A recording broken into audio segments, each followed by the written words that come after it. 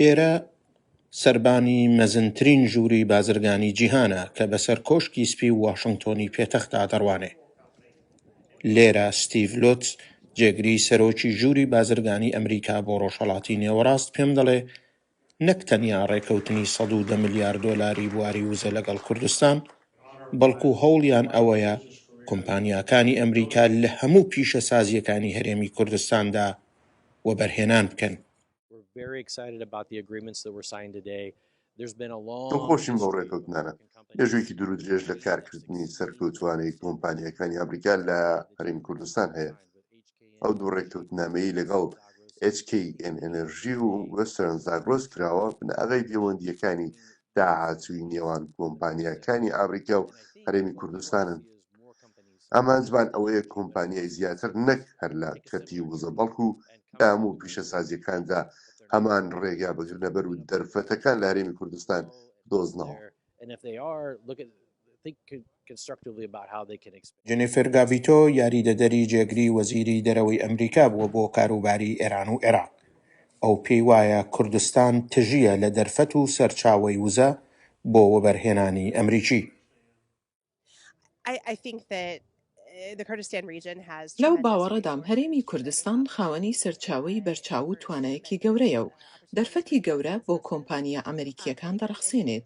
لە کۆداییدا هەرێمی کوردستان کە لە نزیکەوە لەگەڵ بەغدا کار بکات و بەغدایەک بە تەواوی هاوکاری هەرێمی کوردستان بکات و باشترین دەرفەت بۆ سەقامگیری و خۆشگوزەرانی بۆ خەڵکی هەردوولا دەڕەخسێنێت. هەرچەندە هیوادارم ئەمە گرنگی هەرێمی کوردستان لە چوارچێوەی عێراقدا بگەیەنێت.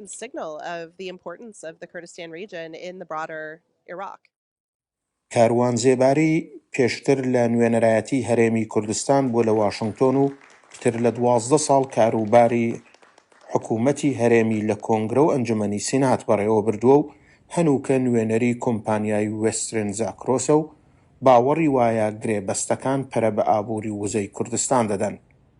اف کمپانیا هەنێ ئەمریکا وەسترن زاگرۆس 2008 هاتیە کوردستانê girêbestekê digel hikûmeta herêmê ya girê day û hetanokê jî gel Kurdistanê ev e heqlê sêyê ye ku şiyaya girêbestekê girêtin digel hikûmeta herêmê ev heqlê niye topxane ne heqlekê niye û ne girêbestekan ye bestê micerret ev girêbestehanê xirkiriş şîrîkeka kompanyeka İspanî ev rika hat digel nav destê şîrîkeka jî kompanyeka Emerîkî دوستاتیا که کفنا هید گل حکمت هرمت گل خلق کردستانه باشیا و گریبستی چه تشتیانجی اف کمپانیا هاتیا کرین واسه زاگرس او ان شاء الله گل غازت داهی اف غازه هنه دیبیت کارب و اف کارب هنه و 24 ساعتی تکفت ناف استراتیجیا حکمت هرمت ناف استراتیجیا پروگرام روناکی ان شاء الله روزه که گشت بو خلق که هرمه شارەزایانی سیاسی و ئابووری بەڕاشکاوی و بە پشتبەستن بەزانست پێیان وایە ئەگەر حکوومەتی فیدراڵ بیر لە سەروەری سیاسی و خۆشگوزەرانی بۆ نەتەوە پێکاتەکانی عێراق بکاتەوە